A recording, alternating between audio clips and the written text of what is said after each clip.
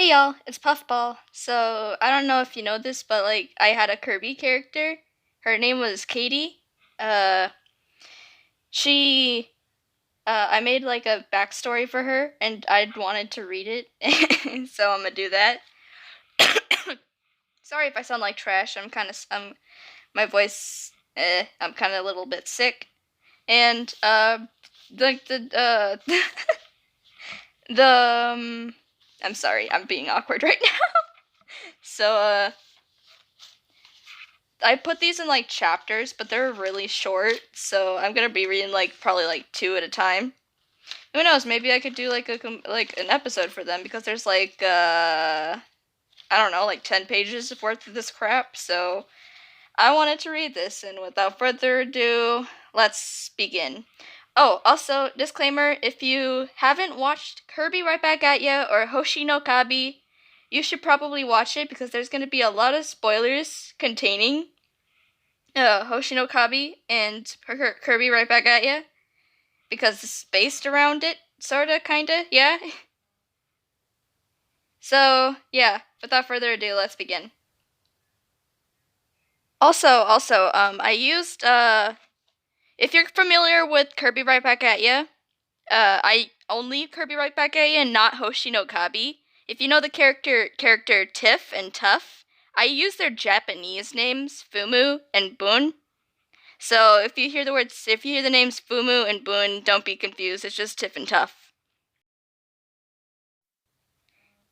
It had been around 3 years since Nightmare or Enemy had been taken down by the little pink star warrior Kirby. Ever since then, things in Dreamland were very peaceful. With the destruction of NME, King Dedede couldn't terrorize the citizens of Cappy Town with monsters anymore. Everything was all good and peachy, or so everyone thought.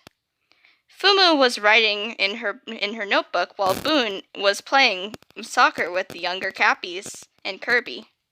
I wonder what I should write about, Fumu thought aloud, gazing at the blank page of her notebook. She sighed and looked at the... What? I wrote and looked at the... and glanced at the... I don't know, I was terrible at writing back then, I'm sorry. And glanced at the children playing, then at the sky. Then saw something that looked like something was I was terrible at writing back then, jeez. Looked like something was falling out of the sky with in a flaming ball. I'm sorry, I'm very bad at reading. She closed her notebook and sprang up and saw that the ball of flames was the same thing Kirby had came to Dreamland in, a starship. Fumu, did you see that thing? Did you see that? That thing looked like a starship, exclaimed Fumu's brother Boone. I'm very sorry, I'm terrible at reading. Just then, the ship looked like as if it had crashed and landed into the woods. Come on, Boone, let's go see. Fumu suddenly grabbed her brother's hand and ran towards the rising smoke from the crash. It looked as if everyone had already beaten the siblings to the crash site. It seemed everyone in Cappy Town was surrounding the new visitor. Fumu and Boone pushed their way to the front to see. Suddenly, the capsule on the ship opened, revealing the injured Star Warrior.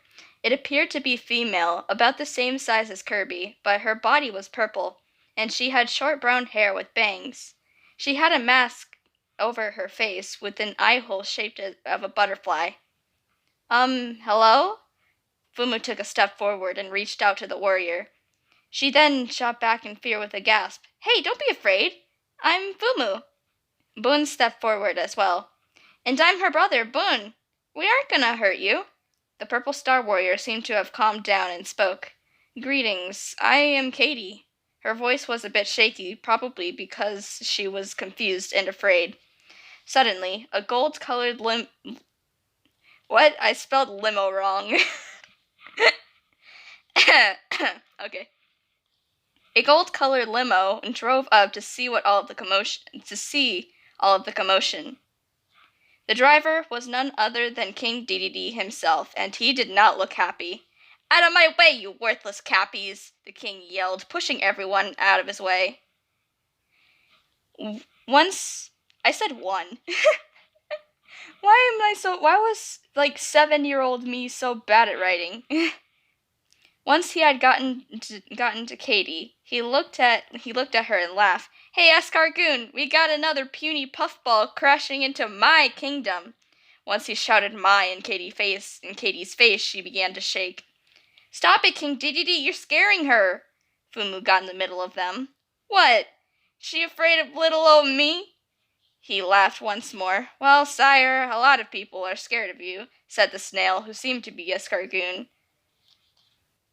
Well, he tried to say, but the king gave him a whack on the head, leaving a bump. "Especially me, when you're grumpy."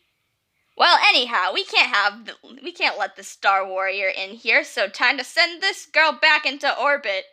Doesn't that sound like something from the anime? I'm kidding.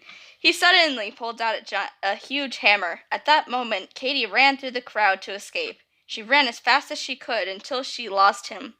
"Phew," she thought. "I hope I don't run into him again."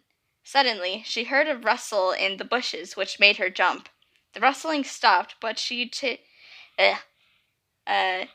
take any chances and ran away again.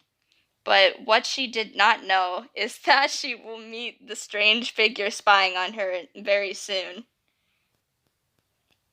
So that was the end of chapter 1. Let me know if y'all want to see or hear chapter 2. Again, I'm sorry that I'm very bad at reading. Reading, I can read, but I can't read out loud, you know?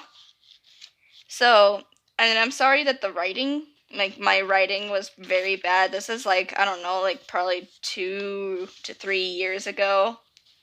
So, yeah. Anyways, thanks for watching, and yeah, like I said, let me know if you want to see more of this. Bye! Also, one more thing. I noticed that there was a lot of crackling noises while listening through the audio, so I'm sorry about that. So, yeah, thanks for watching again. Bye.